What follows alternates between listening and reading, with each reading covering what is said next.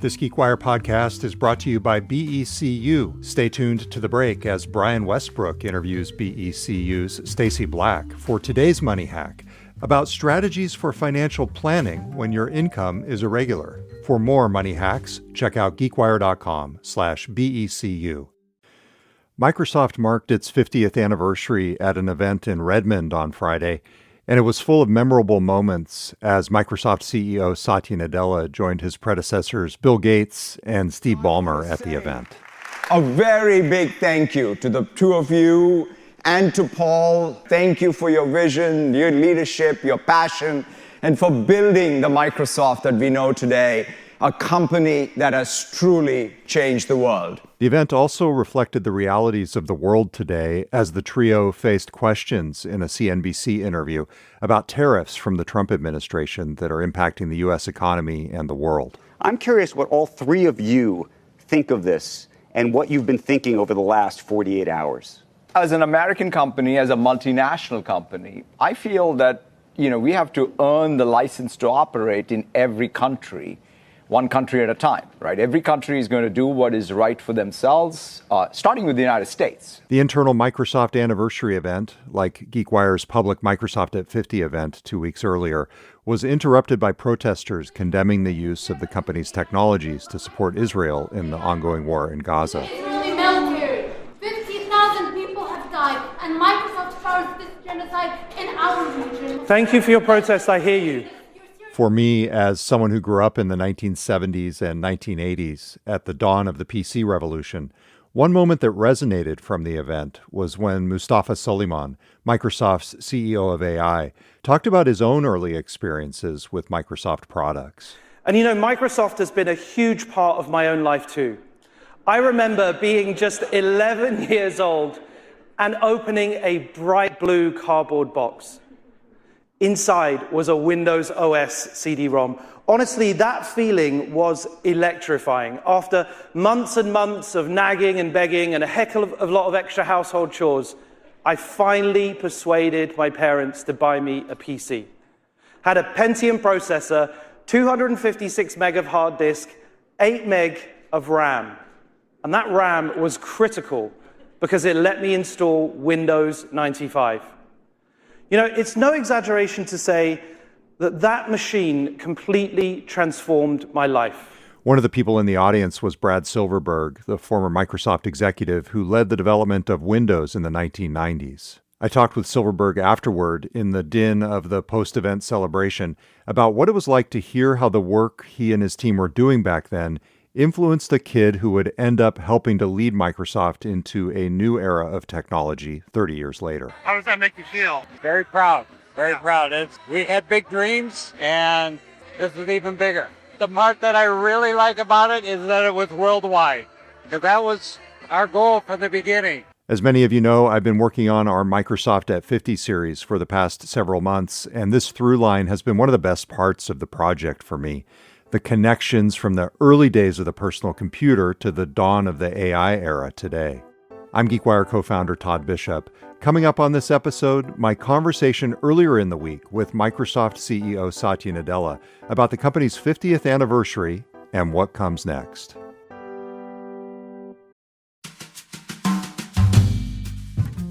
I'm Brian Westbrook with GeekWire Studios. Money Hacks presented by BECU. On this episode, we're talking about those with irregular sources of income. Now, what does that mean, Stacy Black? Yeah, it could be if you do freelance work, contract, or seasonal work. It's whenever you don't have income that's a regular, steady amount that you can expect. And that means a lot of challenges, everything from healthcare to how to save. You've got a lot of great tips in this episode of Money Hacks. We'll check it out at geekwire.com/BECU. I'm Brian Westbrook, joined by Stacy Black, lead financial educator for BECU. Check it out. Listen to the full interview and find more episodes of Money Hacks at geekwire.com/BECU and find more information at becu.org.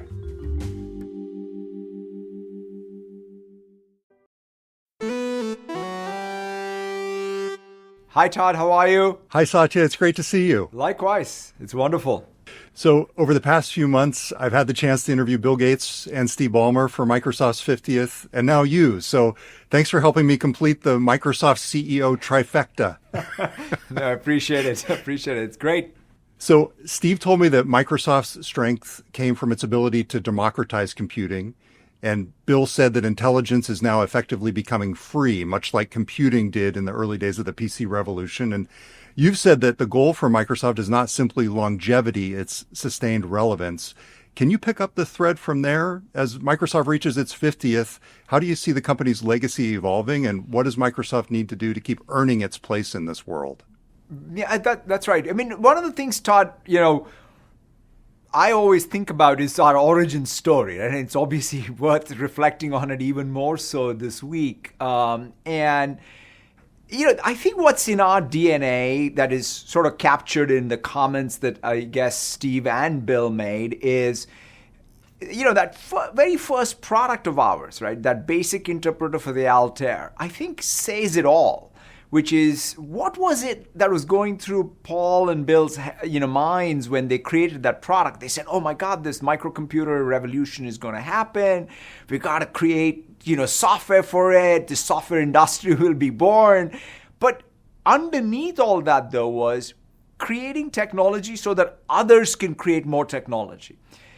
That was true in 75, and that is true in 25, and that will be true, I believe, in 2050, right? So that's, to me, technologies will come and go, but that idea that this company can stay relevant by producing technology so that more and more people around the world can create more digital technology that's pervasive in our society and both at an individual level and even at an organizational level, that I think is the core thread, for me at least, of Microsoft.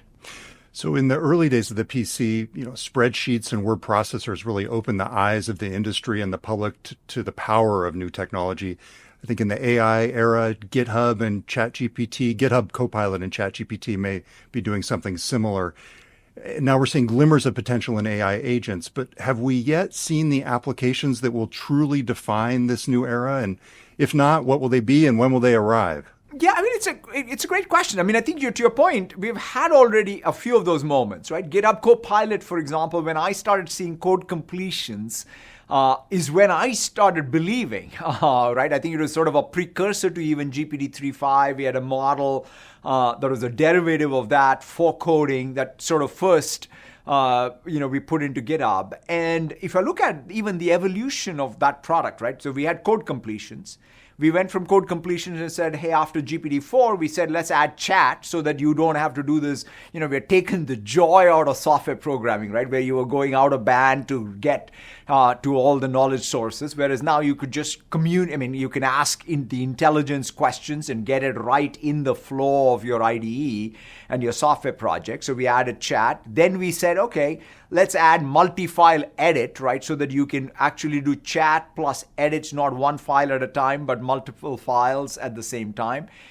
We then added agents. So we now have essentially at the full repo level, I can go into agent mode and it changes the entire repo, and you can just, what people call vibe coding. It's like, it's all over the place. And now we have even a SWE agent, right? So we are going even from a pair programmer to a peer programmer.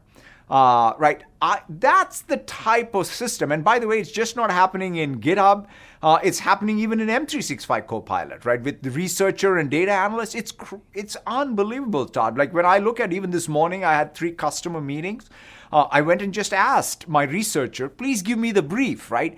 And the brief is just the most comprehensive brief some analyst would have written by looking at everything that's happening in the world on the web and all my internal sources of information, not just Office documents, my CRM database, my Office documents, and pulling it all together in a synthesized view, right? So I feel these are everyday use cases, right? So these are products I use all the time with high intensity. So I think, we're beginning to see the value, just like Excel and, PowerPoint or Outlook did back in the day.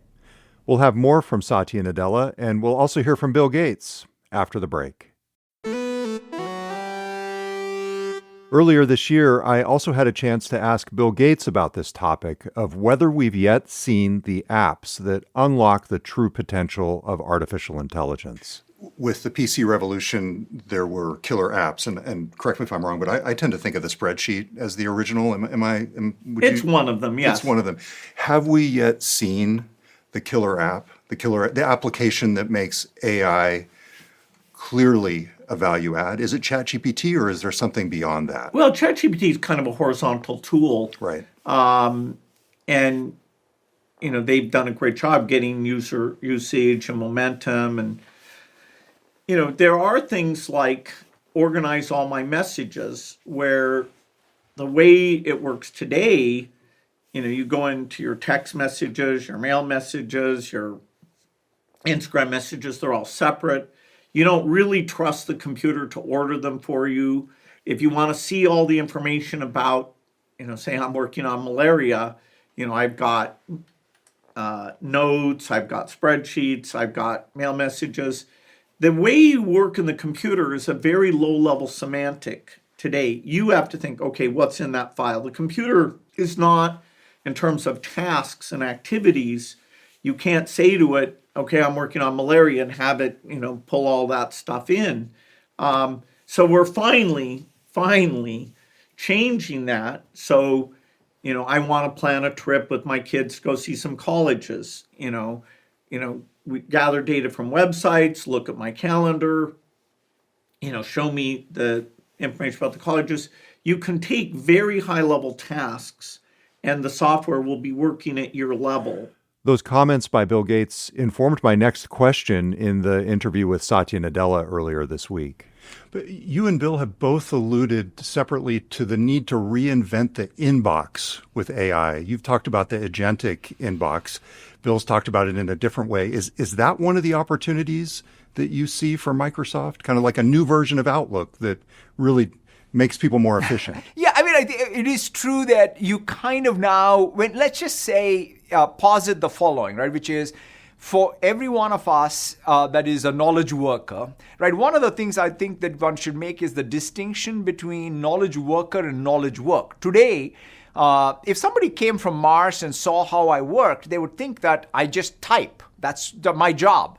But effectively, though, if you abstract that I do knowledge work, but my work itself now becomes more higher level, right? Semantically, if you will. So therefore, I have, let's say, thousands of agents that are doing a bunch of, I have a researcher, I have an analyst, I have a coder. All of these things are doing things that I've instructed it to do. Even autonomously, sometimes I'm in the loop, sometimes I just instruct them to complete tasks, but they have to come back to me, right? For either notifications, further instructions, and coordination. And so therefore, I think the UI layer around AI is going to be still critical. That's kind of how we're building this co-pilots, whether it's for consumers or for business.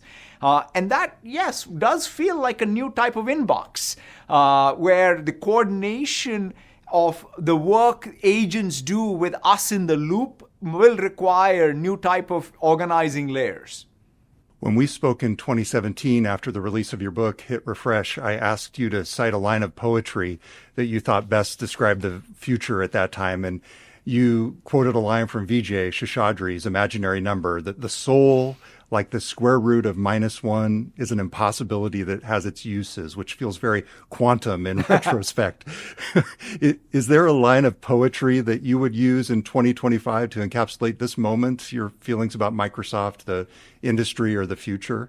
Yeah, no, that's right. I've been thinking about that because in some sense, at a time like this, right? If you look at even the conversation we just had, it was all about trying to envision what this future would look like, right?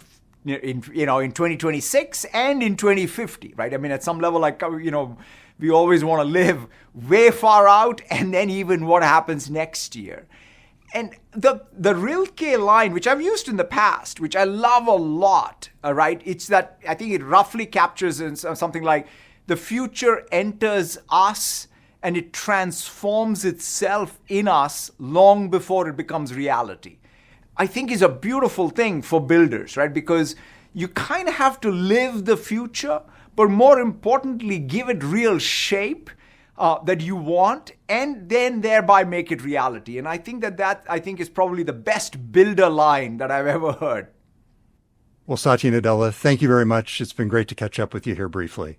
Likewise, Todd. Thank you so much. We'll give the last word to Bill Gates in response to a question at the event from YouTuber Cleo Abram. If we fast forward to Microsoft's 100th anniversary, what is one hope each of you has for what the company will have achieved by then? Well, I hope Copilot's a good CEO.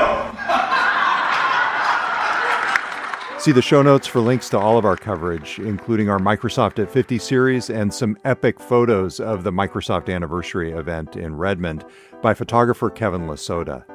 Thanks to Accenture for making the Microsoft at 50 series possible. Thanks for listening. We'll be back next week with a new episode of the GeekWire Podcast.